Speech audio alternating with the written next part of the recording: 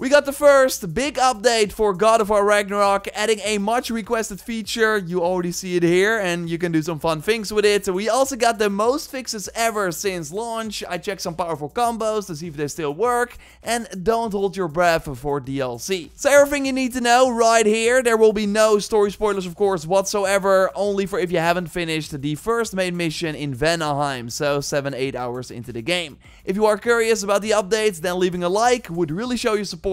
And let's go. Let's start with some bad news. Although, it's not really unsurprising. During the kinda funny spoiler cast, the game director Eric Williams had the following answer when asked about Ragnarok DLC. I know we got nothing for God of War 2018, but do you think we could get a DLC for Ragnarok?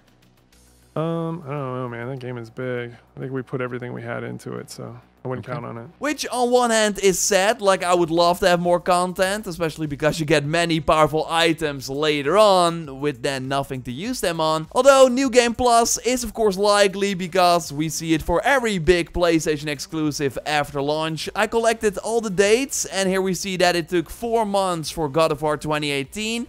And it's about the same for the other titles, with Forbidden West being the most recent one, and there it took 3.5 months. So that would mean the end of February or March for Ragnarok, which I can totally see happen. When we know more about New Game Plus and of course the future of the series, I will keep you posted here, so be sure you are subscribed if you haven't already. Now let's look at the update that just released. They, for example, note that they fixed several cases where the player could fall out of the world when picking up the lost pages or when dropping from a ledge with the blades. Like this could happen sometimes in Svartalfheim. Vincenzo had this, and just Vibin as well. Yeah, this doesn't look great, so should now be fixed. I had this issue once where Freya would just completely abandon me, so I was just like exploring alone and fighting these enemies on my own. And also when triggering dialogue, you would almost not hear her talk because she was really far away. Dragons do not leave marks like these. Stay on guard. That's the mark of its soul. Yet another creature that shouldn't be in Vanaheim. Aye. Let's keep a lookout for other kills. So then I had to use the Mystic Gateway, and then she would spawn in behind me, and then we could like explore together again. And they now note with this update that they improved companion behavior in several locations when backtracking. So maybe it's regarding the issue that I had.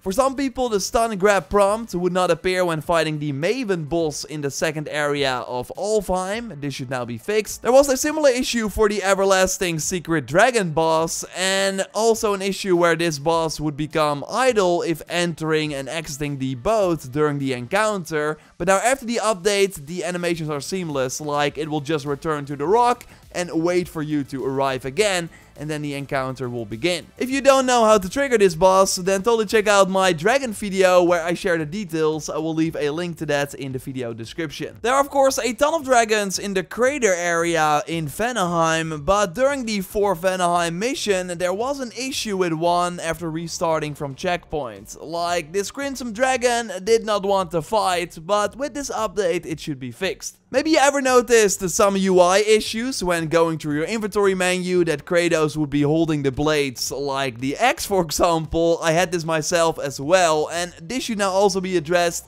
I also, by the way, checked my Steinbjörn healing combo with the Raven Tears, Bracers, and Waste. But yeah, as you can see, I'm still getting a ton of health back. Like, Guerrilla Games is known for nerfing a lot through these patches, but Santa Monica doesn't seem to mind that things are a bit overpowered. And Dennis, I'm curious, like, what about the crazy relic you highlighted before? Well, you can rest assured as the Hilt of Skofnung is still as strong as it was before the update, easily chopping off a huge chunk of health on a boss all by itself. So like Jordan said, no nerfs to be found in the patch from what we found, only fixes or additions, including a pretty major one that we'll get into in a bit. First, let's go over some accessibility fixes, as certain puzzle elements in Vanaheim and Midgard now have aim assist to help you with targeting. Aim assist for puzzles is of course something you have to turn on manually, and you can find it under gameplay, and then your cursor will snap to things like these braziers for a Nornir chest when you aim near them. I tested some puzzles in both Midgard and Vanaheim which both already had aim assist, but after this patch there should be even more puzzle elements in these realms that work with this feature. And the same is true for certain hazards in Vanaheim, which I'm assuming means the dangerous plant life you come across. Now, navigation assist was apparently also running into an issue, specifically when in Helheim, as it would keep turning players back towards the realm travel door. Like with the puzzle aim assist, you need to turn on this feature first. I just put it on one of my touchpad shortcuts. And again, I didn't run into any issues when in Helheim, but if you did, navigation assist should pull the camera in the direction of your current objective again. And speaking of pulls, forgive me for the terrible segue, but the Hyperion pull skill had an issue where it sometimes would not work on nightmare enemies. Which is really a shame, as that's arguably one of the easiest ways to deal with these creatures, but again, after the patch it should work fine. There was also a minor audio bug with the Skadi's Edge runic attack, so the one where you pinpoint multiple targets for the axe to fly out and strike, where it would mute sound effects and dialogue, which is now also fixed. And a bug where your companions do not join you on the sled after quickly entering and exiting in succession has also been addressed. And as you can see, Freya really just can't wait to get out of here now. I assume that's because she wants to take some nice holiday pictures of the 9 realms, because photo mode is now finally part of the game. And the biggest question I have right now, Joyce, is it any good? Oh yes, Dennis, it is the biggest addition to this update in my opinion. So you can access the photo mode by going to the pause menu and pressing the square button. You got your basic camera and shutter controls from the previous game, and also a variety of filters and borders to add to your pictures to create that perfect wallpaper look for your PC or phone, for example. I like to take some awesome action style shots by activating the mode during combat, while Kratos is using his Blades of Chaos, for example. But you're also able to hide characters completely from the screen if you want to take a more environmental shot, like for Svartalfheim. I mean,